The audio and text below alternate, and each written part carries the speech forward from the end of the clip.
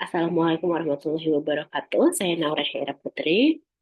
Pada hari ini saya akan menjelaskan jawaban dari asesmen tengah semester kepabeanan saya.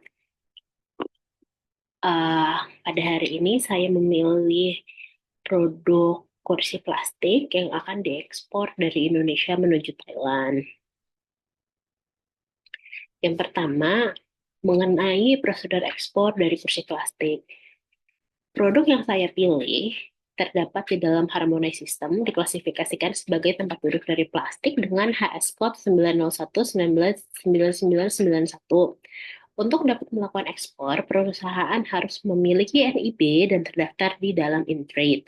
Karena kursi plastik bukan termasuk barang larangan, tidak diperlukan izin teknis tambahan. Negara tujuan yang saya pilih adalah Thailand, dan karena Thailand merupakan anggota ASEAN, kita dapat memanfaatkan skema A3 atau Asian Trade in Goods Agreement untuk mendapatkan tarif bea masuk 0% dengan melampirkan dokumen Form D.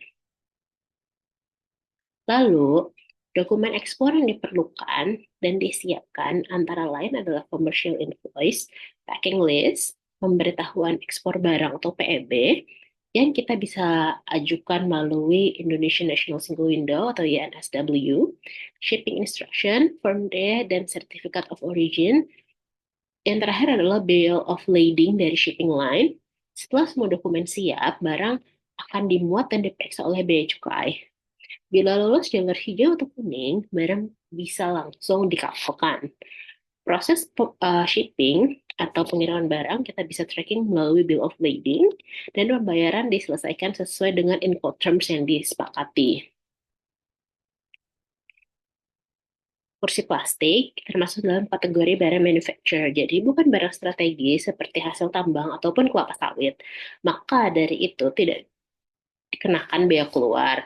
Dasar hukumnya adalah Peraturan Menteri Keuangan tahun 2022 nomor 39 yang mengatur daftar barang ekspor yang terkena bea keluar.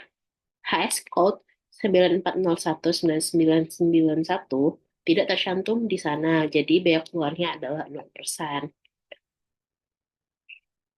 Lalu, eh, jika ada keterlambatan dalam proses ekspor, siapa yang akan bertanggung jawab? Jika kapal terlambat datang 2 hari, maka penentuan siapa yang bertanggung jawab itu tergantung terhadap Incoterms atau International Commercial Terms yang digunakan. Ada dua tipe Incoterms. Yang pertama adalah free on board.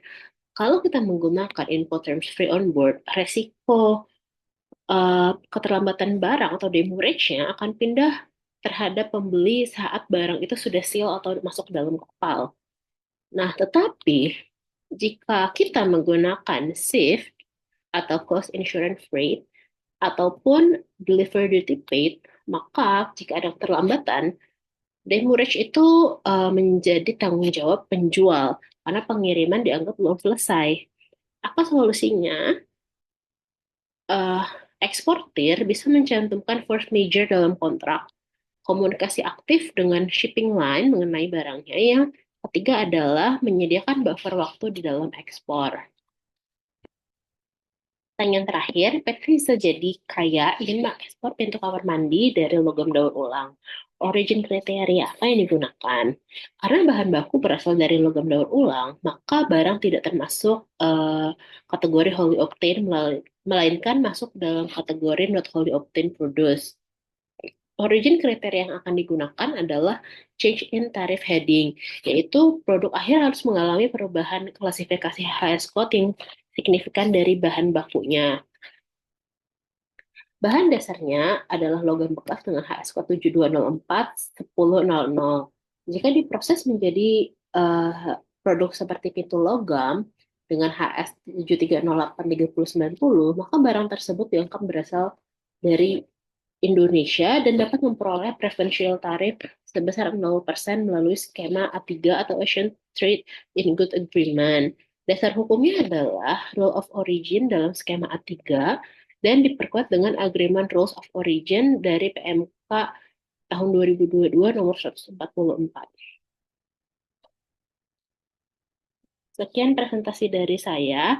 Wassalamualaikum warahmatullahi wabarakatuh.